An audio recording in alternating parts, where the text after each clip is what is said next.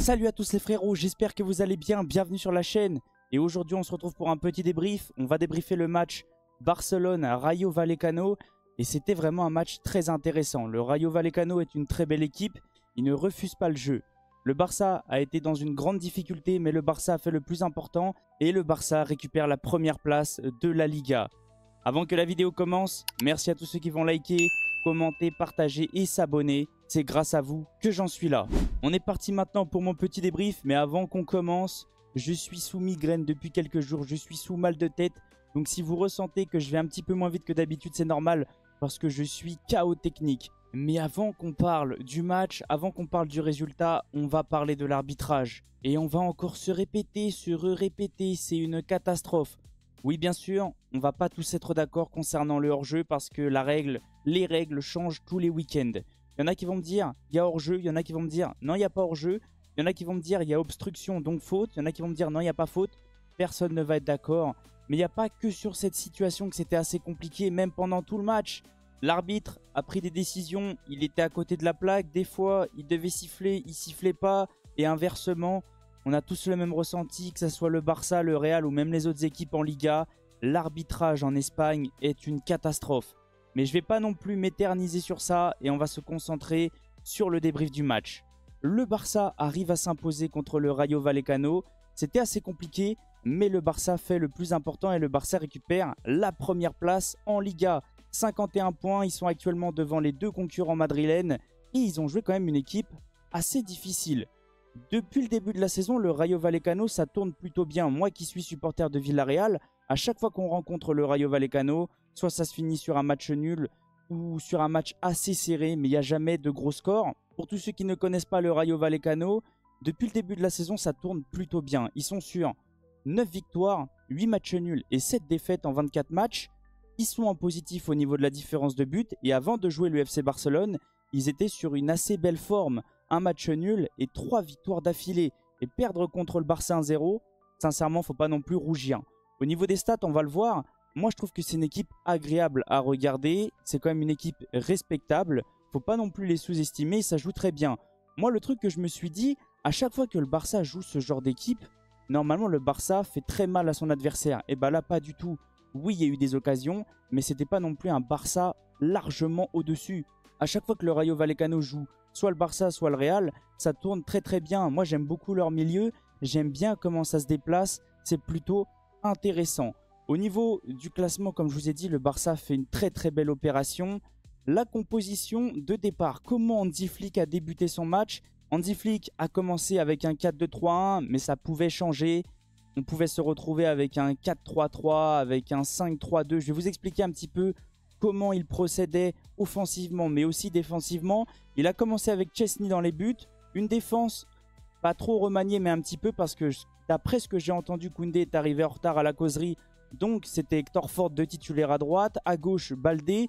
Une défense centrale type Inigo Martinez, Cubarsí. Un milieu, Pedri, De Jong, Gavi. Et une attaque, Yamal, Lewandowski, Rafinha. On va pouvoir maintenant se concentrer sur le système de Hansi Flick, de voir comment un petit peu il évolue, de voir son système, sa tactique. Et sincèrement, c'est très intéressant. Alors moi, j'ai mis ça comme ça parce que ça permute énormément. Son équipe peut se transformer en 4-2-3-1, en 4-3-3. Ça bouge dans tous les sens. Offensivement, le Barça aime beaucoup faire mal à l'adversaire et aime beaucoup se projeter. Moi, ce que j'aime énormément et ce que j'ai remarqué, c'est que Rafinha et Lamine Yamal rentrent énormément au cœur du jeu. Baldé et Hector Ford montent. Les latéraux se projettent énormément. De Jong recule un petit peu pour former une défense centrale à 3 avec 3 centraux. Pedri, Gavi restent souvent ensemble, ou des fois c'est Gavi qui se projette ou même Pedri, mais De Jong recule énormément. Et en situation défensive, les deux latéraux redescendent bien sûr. De Jong avance un tout petit peu mais reste collé à sa charnière. Pedri, Gavi viennent se serrer avec De Jong. Les 3 autres joueurs reviennent sur les côtés et Lewandowski recule un petit peu. Moi, ce que j'aime bien avec ce système-là, c'est surtout défensivement. Au moins, ça fait un bloc compact. Ça évite que l'équipe soit coupée en deux. Bien sûr, je vous montre des postes comme ça, des positions, mais ça peut permuter. C'est comme le Paris Saint-Germain, c'est une équipe qui joue à la baballe. Ça permute énormément. Et je pense qu'Hansi Flick est un petit peu comme Luis Enrique. Il essaye d'être imprévisible pour faire mal à son adversaire. Au niveau du gardien, Szczęsny, j'ai trouvé que c'était un match très intéressant. Il commence à être de mieux en mieux, il sort des parades, il est même meilleur en face à face. Il commence à être un peu plus rassurant quand il y a un corner ou autre. On voit qu'il commence à être un petit peu en confiance. Au niveau de la défense, Baldé, je dirais que ça va. Surtout offensivement, lui, il apporte énormément. La défense centrale, attention. J'ai trouvé que des fois, ils avaient un petit peu la tête ailleurs. Il y a eu quelques pertes de balles. Techniquement, je les ai sentis un tout petit peu en dessous. Et à droite, pour moi, Hector Fort n'a pas le niveau. Et je vais le dire, je vais le redire. Et je vais le redire dans chaque vidéo. Pendant chaque vidéo, je le dis. Oui, Koundé est arrivé en retard. Et ça, c'est normal qu'il soit sur le banc, bien sûr. Que ce qu'Hansi Flick a fait, c'est tout à fait normal. Mais le souci, c'est que sa doublure, pour moi, n'a pas le niveau. Je pense qu'Hansi Flick l'a ressenti. Il a vu comme nous.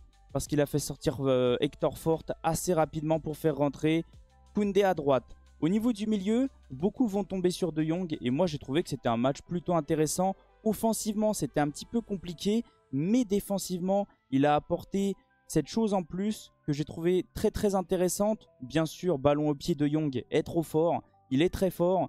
Comme j'arrête pas de vous dire, il va lui falloir du temps pour se remettre. Mais plus ça va aller, plus il va reprendre confiance en lui. Et plus il va jouer, plus il va être meilleur. Pedri, Gavi. Pedri, encore une fois, trop fort. Maestro, exceptionnel. Il sort un match très très intéressant. Gavi un petit peu en dessous. Et je pense que c'est pour ça qu'il est sorti en même temps qu'Hector Fort. Et l'entrée de Dani Olmo a apporté un truc. Dani Olmo, sincèrement, à chaque fois qu'il se blesse, je suis dégoûté. Moi qui suis pour l'Espagne, je le connais, je sais comment il est. Et à chaque fois qu'il joue, il est trop fort.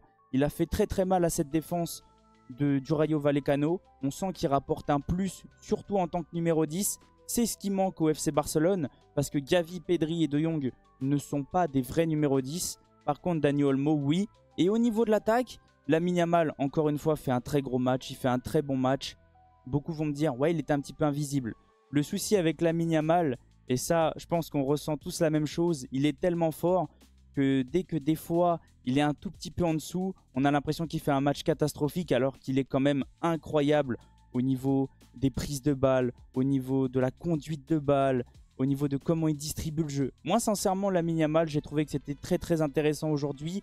Lewandowski et Rafinha, Lewandowski, son but sur penalty va le sauver. Mais j'ai l'impression que ce Barça-là, le Barça d'aujourd'hui a énormément croqué, a eu énormément de pertes de balles. Je ne sais pas si vous avez ressenti la même chose, mais j'ai senti un Barça un tout petit peu en dessous. Après, ce n'est pas non plus une catastrophe, bien sûr, parce que le Barça, comme je vous ai dit, a fait le plus important. Et le Barça s'est imposé et a surtout récupéré la première place. Au niveau de ce Barça-là, j'ai eu la sensation qu'on était un petit peu sur la même équipe que le PSG en début de saison. Il se procure des occasions, ça joue plutôt bien, mais des fois c'est une possession un petit peu stérile et ça croque énormément. Au niveau des entrées, côté Barcelone, Koundé a apporté un plus, bien sûr, ça je vais le redire. Pour moi, Koundé, à droite, il est titulaire à 100% et clairement au-dessus de Hector Fort, mais je ne vais pas lui manquer de respect, bien sûr. Dani Olmo, comme je vous ai dit, numéro 10 dans l'âme, il est trop fort, il a apporté ce plus, il a fait mal à la défense du Rayo Vallecano. Eric Garcia, j'ai beaucoup aimé son entrée. Ça a apporté un petit plus au niveau de la défense, un petit peu d'expérience. C'est pour ça, je pense qu'il a fait sortir Koubarsi pour éviter de prendre un but. Ferran Torres et Casado, je ne les ai pas vus, donc je ne vais pas non plus juger. N'hésitez pas à me dire qu'est-ce que vous avez ressenti du match. N'hésitez pas à me dire qu'est-ce que vous avez ressenti du débrief. Je suis désolé, on a l'impression que je suis de tense parce que ouais, j'ai un peu mal à la tête et dès que je commence un petit peu à accélérer, je sens mon mot de tête arriver, mais bien sûr, comme j'arrête pas de vous dire, je vous sors à chaque fois les débriefs. On va se laisser sur ça. Merci à tous ceux qui sont restés et on se retrouve demain pour un avant-match. Alors oui, j'ai posé une question dans la communauté, dans la partie communauté de la chaîne. Quel match vous voulez que je débriefe entre le PSG et le match Manchester City-Real? Pour le moment, on est sur du 50-50, mais je pense que je vais quand même débriefer le PSG vu que c'est mon équipe, vu que c'est mon équipe de cœur. Mais j'ai l'impression que ça va servir à rien que je vous fasse un avant-match PSG-Brest. Ça fait plusieurs fois qu'on les affronte. Il n'y a rien qui change. À part me répéter, je ne vois pas l'intérêt. Donc je me suis dit pourquoi pas vous faire un avant-match Real Madrid-Manchester City. Donc demain on se retrouve pour une vidéo avant-match Real-Manchester. Une finale avant l'heure. On va parler, je vais vous donner mon avis concernant ce gros match. Le gros match qui nous attend. Passez une excellente soirée et on se retrouve très vite. Ciao les potes!